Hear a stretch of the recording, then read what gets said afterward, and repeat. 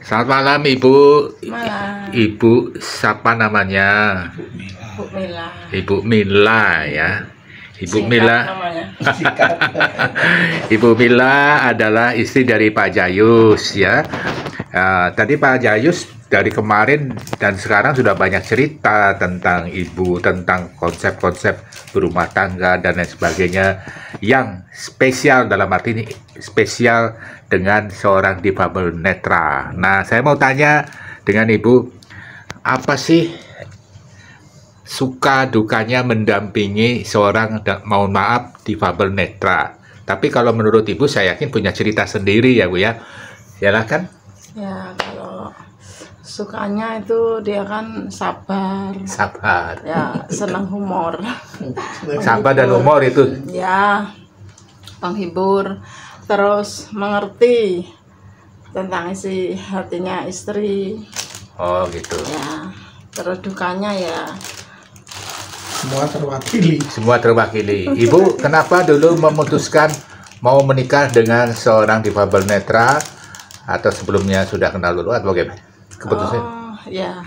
Dulu cuman berteman. Pas dia ada main musik, temannya bapak saya. Ini dulu. Cuman berteman, dia manggil saya kakak. Terus lama-lama ya itu kasihan saya.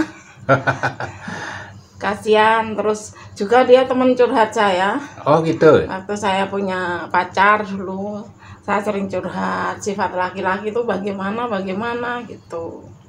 Oh. Dan dia ngasih tahu. Terus kok lama-lama Nyaman. ini dah jadian. Kasihan aja. Hanya karena sering curhat bisa jadian ya. Ya, Nah kasihan. ini, jadi kasihan kamu ya. ya. Waduh. Jadi konsep kasihan ini saya tanya, Pak Jayus, Ya, apakah Bapak suka dikasihani apa dicintai? ya rasa kasihan itu saya explore. Explore. Mumpung ada yang ngasihanin, saya butuhkan. Orang yang mengasihani saya eksplorkan sebagai apa ya istilahnya. Saya nggak bisa apa, pasti dia bisa menolong saya. Oh. Orang kasihan nggak boleh hanya sekedar mengkasihani lalu memberi, tidak. Atau menolong, tidak. Bagaimana seorang kasihan itu bisa mengasihani seumur hidup? Kan sekalian kasihan itu jangan nanggung-nanggung. Kalau Iya. mau kasihan ya ambil seluruhnya pahala yang dari saya, kan gitu. Oh gitu. Iya. Ya. Kalau menurut Ibu, nih saya tanya ini agak kangen kau, cuman intinya ini sangat bermanfaat bagi banyak orang ya. Dalam hal ini pasangan suami istri dan juga pasangan yang berhubungan dengan normal ya. Kalau Bapak kan ada yang satu tidak awas, ada yang awas kan begitu ya kan. Nah, sekarang Ibu, apa sih arti kesetiaan bagi Ibu? Implementasinya kayak apa? Oh, implementasi ngerti ya?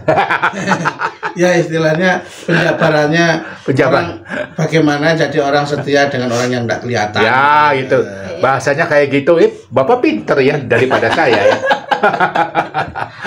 Oh, gitu. Ya, bahasa dengan Ibu kan si Bapak yang sudah biasa. Saya kan baru terbiasa di sini. Jadi gimana itu Bu? Implementation. Waduh bahasanya. Jawabnya. Nah, jadi gini aja. Kalau selama ini sama Pak Jayus itu, kenapa kok bisa langgeng gitu aja lah. Itu aja ya. Memang mulai dulu pertama nikah nggak pernah ada ini apa, nggak pernah ada cekcok. Pertengkaran. Dia mengalah. Kalau saya Ya, segini, komit. dia mengalah gitu. Itu aja. Kalau ada yang keras Kalau ada yang salah diingatkan. diingatkan, kalau ada yang salah ya diingatkan. Biasanya Pak Jayus itu apa yang sering diingatin ya Bu? Ya kadang kalau pagi saya capek, jengkel, naruh-naruh apa sembarangan itu saya ingatkan. Oh, ya lagi-lagi di mana-mana kempro Bu. Saya nggak senang itu aja. Ya terwakili akhirnya ini. Itu lagi. Apa kalau ngambil baju yang sudah setrika itu di almari ya tarik-tarik itu sudah itu enggak karu-karuan, marah dah saya. Oh iya, ini benar-benar dapurnya ini saya ungkit. Iya, gitu dah. Ya, jadi kalau Ibu melihat Pak Jayus ini kan sudah tahu wataknya, hal yang sekecil-kecilnya sudah tahu. Nah, kalau sudah tahu semuanya, pernah nggak Ibu merasa kesal, ngambul, kemudian pulangkan saja aku pada Ibu. Nggak pernah ya? Sekali, nggak pernah saya gitu. Kalau saya ngambul ada apa-apa langsung saya tegur, kamu tuh jangan gini, harus begini, itu harus mengikuti saya. Pernah nggak ada kisi-kisi, bisik-bisik, omong-omongan Ibu kok mau-maunya sama Pak Jayus? Oh, banyak. Yang bilang banyak. Itu tetangga-tetangga saya. Kenapa kok Mbak ini milih orang buta seperti itu loh? Gimana orang yang Maha Kuasa udah ngasih saya seperti itu kok mau nolak? Padahal Mbak kan pacarnya ganteng-ganteng, ya biarin yang ganteng dia pengkhianat gitu. Yang ganteng ya pengkhianat. Masa semua orang ganteng pengkhianat, Bu? Iya. Berarti Pacar saya dulu ganteng tapi pengkhianat, maksudnya gitu. Waduh, ini yang merasa ganteng bingung dong. Semoga tidak jadi pengkhianat semua. Oh iya. Oke. Jadi kalau menurut Ibu, kalau sudah kondisi sekarang ini sudah usia berapa perkawinannya, Bu? Saya usia 53, ya Pak. Artinya sekarang usia perkawinan berapa? Perkawinan berarti 35 tahun. 35 tahun. Nah, usia 35 tahun ini apa yang menjadi cita-cita dan angan-angan Ibu yang belum tercapai sehingga inilah yang harus diwujudkan bersama untuk sebuah kondisi yang lebih baik lagi. Sekarang ini kan udah baik, ini sudah sangat bagus, luar biasa. Apa yang belum terwujud dalam hal cita-cita, angan-angan dan sebagainya? Cita-cita saya ya anak-anak saya mudah-mudahan rumah tangganya langgeng biar punya rumah sendiri di Bali. Amin. Terus saya kalau udah sama bapaknya udah tua bisa bisa usaha sendiri di rumah gitu loh. Nggak mau biar nggak jauh-jauh bapaknya. Jauh-jauh. Ya ini bapaknya dulu saya mulai belum punya anak, sampai punya anak ditinggali terus jauh-jauh kerjanya. Oh gitu. 1 bulan datang. Kalau itu ngurus apa, Bu? 1 bulan datang itu? Bapaknya kan programmer. Oh, program di sana-sana. Program musik ya. Itu. Makanya sekarang kepinginnya ya di rumah kerja gitu. Mulai tak buatin mainan ini dah di rumah ini. Ya, tadi Ibu saya lihat ketika makan ini ada bekas-bekas makan ya, yang barusan kita makan tadi. Saya melihat bukan baru ya. Biasanya kan jarang sekali itu istri nyendokin suami untuk makan ya kan. Nah, ini masih ada. Nah, ini adalah sesuatu banget bagi saya. Kemudian melayani dengan sepenuh hati ketika tadi dalam urusan cuci tangannya diingetin dan sebagainya. Wah, sangat sangat luar biasa lah. Mewakili. Nah, kemudian semuanya makanan yang tersedia ini sebenarnya tinggal lep aja kalau bahasanya, bahasa iklannya. Nah, tapi Ibu masih memberikan pengaturan-pengaturan lain-lain yang memang harus sempurna. Bukan sempurna dalam arti kayak tidak bisa ada kesalahan ya. Tapi di sini saya sebagai tamu juga merekod. Ini kehidupan yang benar-benar nyata saya lihat. Nah, ini. Jadi apa adanya. Jadi Pak Jayus sudah merasa nggak kalau saya rekod hati dan perasaan saya rekod? Ya, merasa. Nah, sekarang baru rekod beneran nih pakai HP ini.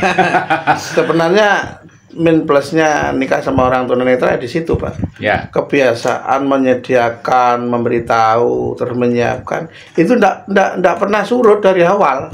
Oh gitu. Iya. Dari awal. Dari awal ndak pernah surut. Bahkan gandeng tangan pun masih selalu di jalan pun tetap digandeng gitu. Oh iya. Iya. Jadi justru yang awas-awas itu yang paling luntur. Karena sudah bisa jalan sendiri. Sudah bisa ngambil sendiri. Ya, kalau tunanetra kan terus. Oh gitu. Terus bimbing, terus disiapkan, terus itu enggak pernah ini. Ya paling-paling kalau dia capek, minta makan anakmu, aku capek, biar anak-anak yang ngambil, aku tak istirahat, oke, gitu aja. Oh gitu. Iya. Ini tadi pertanyaan lagi ini mungkin pertanyaan agak sedikit susah, tapi kalau susah jangan dijawab juga nggak apa-apa. Jawab kalau susah. Ya, Ibu punya perasaan ingin pindah ke lain hati? Oh itu.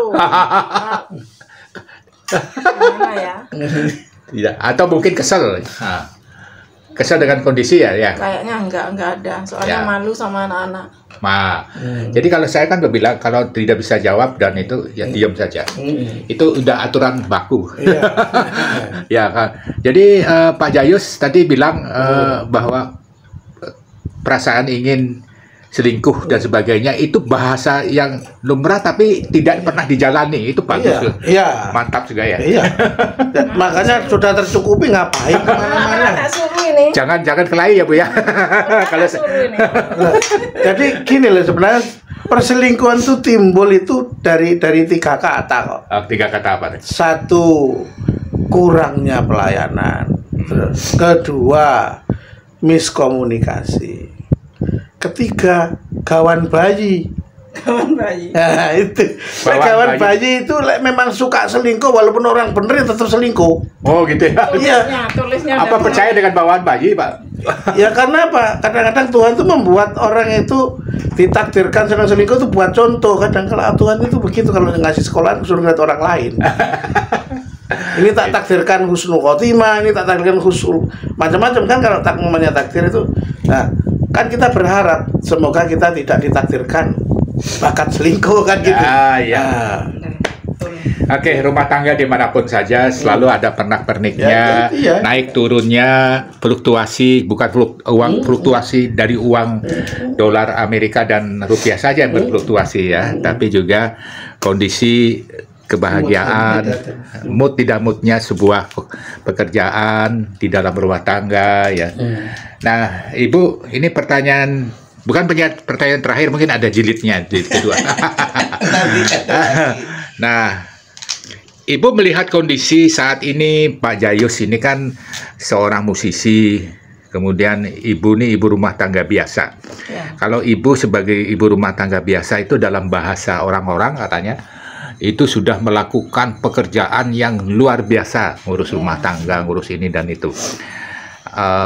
Bagaimana Ibu bisa memelihara perasaan kesabaran untuk mengurus rumah tangga, segala sesuatunya? Sepertinya 90% Ibu yang banyak bergerak karena keterbatasan Pak Jayus.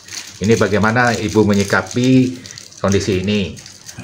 Penerimanya gimana penerimaannya? Saya dulu orangnya tuh sebetulnya keras kepala, seperti cowok itu dah. Tapi lama-lama karena suaminya yang ngajarin kesabaran, lambat laun bisa jadi orang sabar. Oh begitu, diam-diam Pak Jayus jadi pengajar sabar ya? Iya. Orang saya dulu ibaratnya suka pedas ya, makan lombok itu banyak kalau makan. Terus kalau masak ini selalu bilang, jangan, aku nggak suka pedas. Jadi saya akhirnya ikut-ikut nggak suka pedas. Lama-lama bisa sampai sekarang. Baru tahu kalau Pak Jayus nggak suka pedas. Sakit. Iya, tapi pedas ya kehidupan udah sering merasakan ya Pak ya. Iya. Dan saya terima kasih di sini dilayani dengan sepenuh hati, dengan kepiawaian ilmu-ilmu rumah tangga yang sangat bagus sekali dari Pak Jayus dan Bu Jayus, saya anggap gitu ya. Nah, terima kasih Ibu dan semoga saja bisa berdampak positif dan menginspirasi bagi kita semuanya. Mungkin ada satu kata untuk Pak Jayus sebagai closing statement, bagaimana memelihara rumah tangga yang baik dan benar menurut perasaan dan apa yang Pak Jayus inginkan dari sebuah kondisi rumah tangga? Ya, cuma 3 statement aja. Pertama, jangan mencari yang sempurna. Tidak akan ketemu. Nggak ada sempurnanya. Nggak ada sempurnanya manusia. Jadi jangan sekali-kali berharap aku ingin punya suami atau istri yang sempurna. Dari tinggal pakai, jangan berharap. Itu pertama. Sempurna yang di atas. Yang sempurna itu ada yang punya. Terus yang kedua, kalau punya suami atau istri mempunyai kekurangan, kalau memang itu harus bertanggung jawab untuk benahi, bina, bimbing sampai bisa ikut sesuai dengan kriterianya.